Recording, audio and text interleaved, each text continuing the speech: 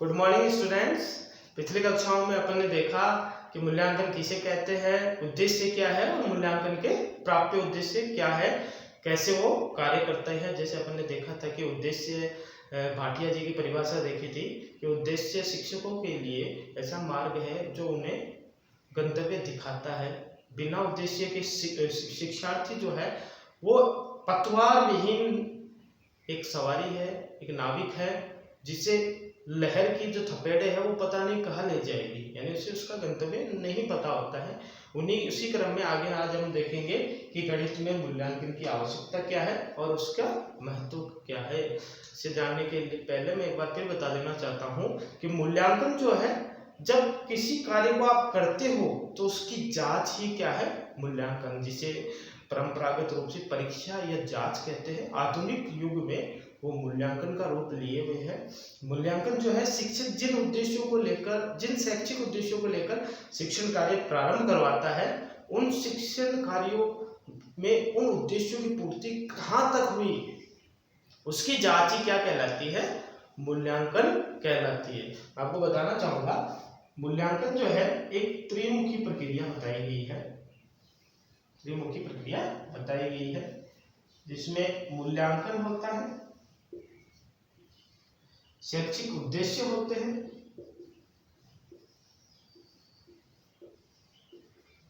और शैक्षिक गतिविधियां होती हैं।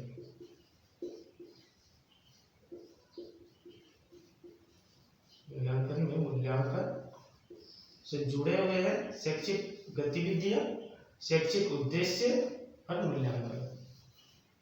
शैक्षिक उद्देश्यों का निर्धारण करके शिक्षण कार्य करवाया जाता है, उनका मूल्यांकन होता है।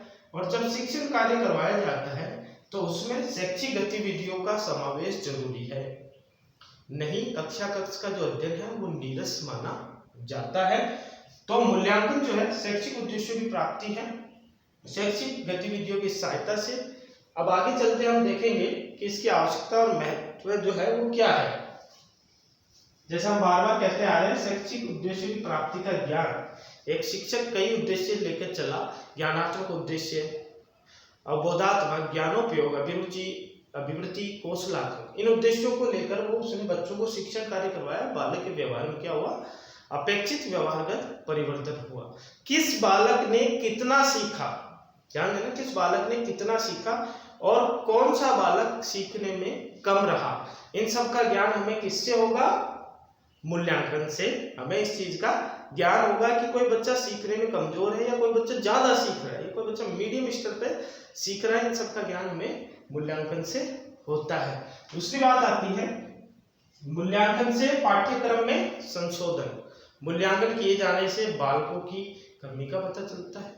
शिक्षक को इस चीज का आभास होता है कि ऐसी एक प्रकरण है जिससे मैं बार बार अलग अलग गतिविधियों, अलग अलग सहायक सामग्रियों, अलग अलग विधियों एवं प्रविधियों को काम में लेकर मैं इसका अध्यापन करवा रहा हूं, पर विद्यार्थी के स्तर से ये ऊपर है, विद्यार्थी के स्तर से ये ऊपर है। हो सकता है नीचे हो कि ये नीची कक्षा की बात थी, ये इस कक्षा में कैसे आई। इन सब का निर्धारण भी मूल्यांकन से होता है और तत्पश्चात उसके पाठ्यक्रम में संशोधन किया जाता है। आगे अपन देखेंगे शिक्षण विधियों की सफलता।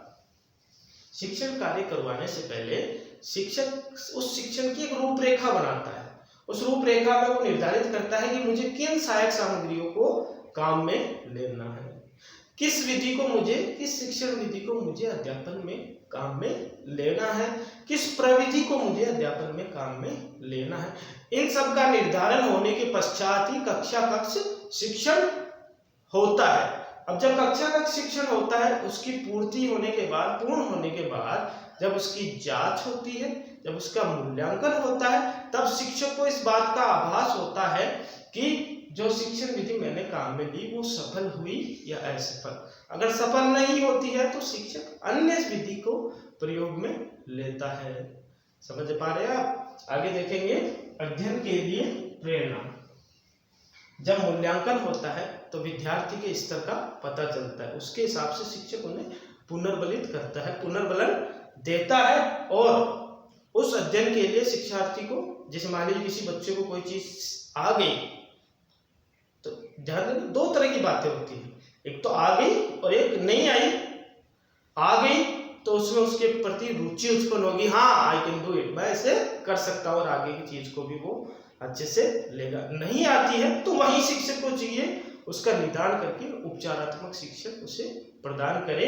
तो विद्यार्थियों में प्रेरणा कब जागृत होगी, जब वो अधिक से अधिक उस चीज को सीखेगा। और सीखने का पता कैसे चलेगा, कैसे पता चलेगा, मूल्यांकन से।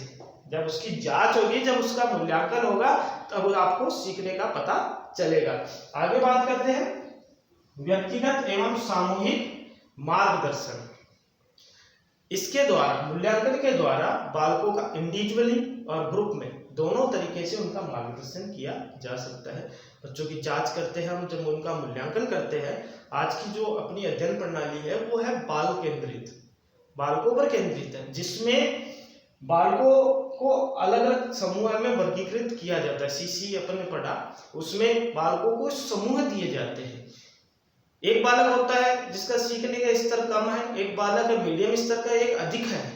तो इस स्तर के आधार पर उनको समूह दिया जाता है और उन्हें छोटे छोटे समूहों में अध्यापन करवाया जाता है। बहुकक्षीय कक्षा शिक्षण भी करवाया जा सकता है।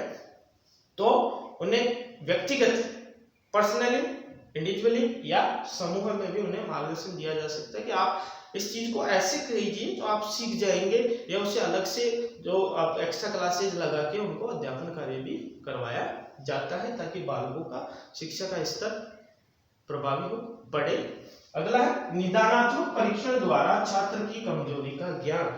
निदान, डायग्नोस, जब भी आप किसी डॉक्टर के पास जाते हैं तो वो आपकी बीमारी का पता लगाने के लिए आपको स्टेथोस्कोप से चेक करता है, आपकी ब्लड जांच, यूरिन जांच, कई तरह की वो जांच करवाता है जिससे बीमारी का पता चले। ऐसे ही शिक्षण में निदानात्मक परीक्षण होता है, जिसके द्वारा छात्र की कमजोरी का पता लगाया जाता है कि छात्र इस विषय में कमजोर क्यों है, किस क्षेत्र में उसे कमजोरी है, उस चीज का पता कैसे लगाएंगे, निदानात्मक शिक्षण द्वारा।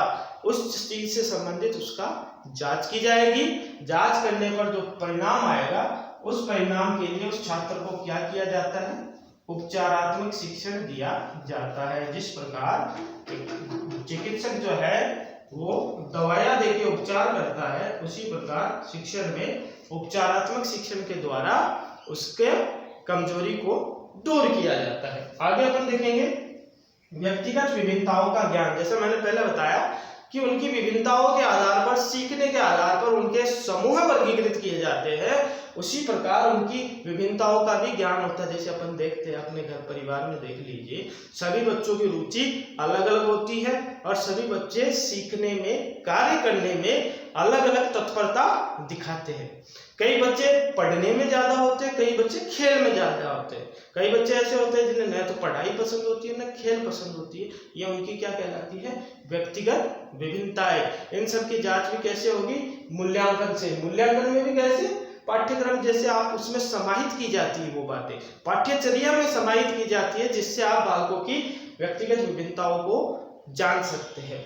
शिक्षण के सबल व दुर्बल पक्ष का ज्ञान। जब मूल्यांकन होता है तब शिक्षक को पता चलता है कि इस जो मैंने शिक्षण कार्य करवाया, जिन शिक्षण उद्देश्यों को लेकर मैं चला, उनमें कौन सा पक्ष मजबूत था और कौन सा पक्ष दुर्बल था।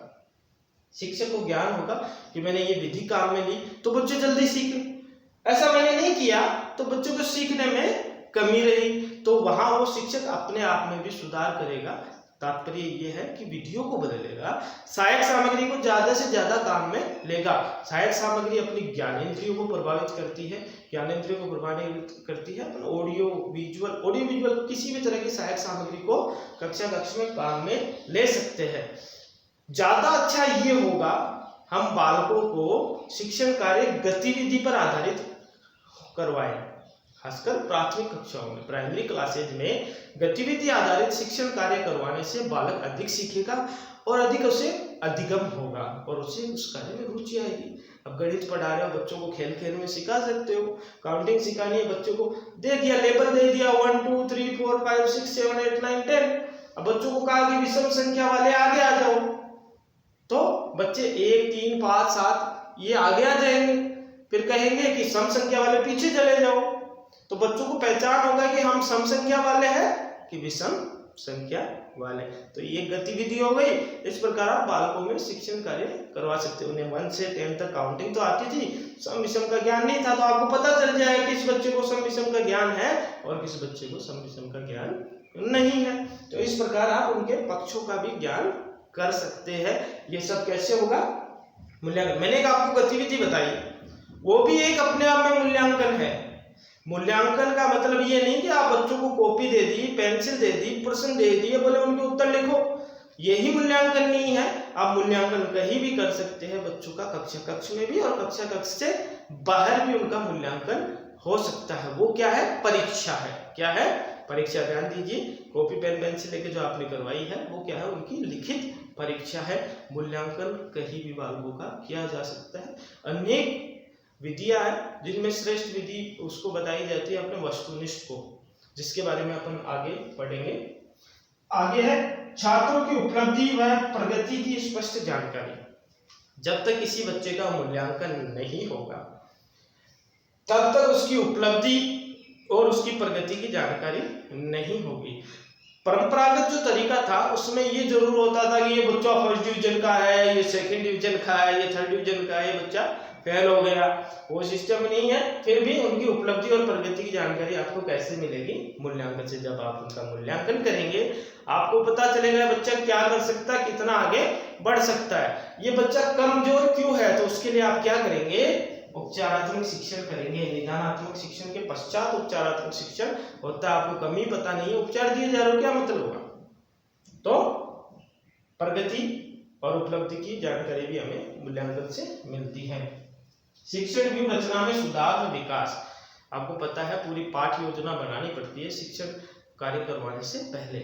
उस पाठ योजना में किन व्यूह रचना का मतलब आपने उसको कार्य को करने से पहले क्या तैयारी की है, क्या तैयारी आपने की है, उसके बाद आप कार्य करवा रहे हो, उसमें आप सुधार कर सकते हो। एज ए शिक्षक, एज ए टीचर आप उसमें सुधार कर सकते हो और उसका विकास भी कर सकते हो। ये सारी चीजें आपको मूल्यांकन से ही पता चलती है और इन सब चीजों को जानने के लिए आपको मूल्यांकन की आवश्यकता होती है। और यही सारे क्या है? मूल्यांकन के महत्व है। आशा करता हूं कि आप मेरे द्वारा बताई गई ये मूल्यांकन की आवश्यकता और महत्व को समझ पाए होंगे। धन्यवाद। Stay home, stay safe, be healthy. Thank you very much.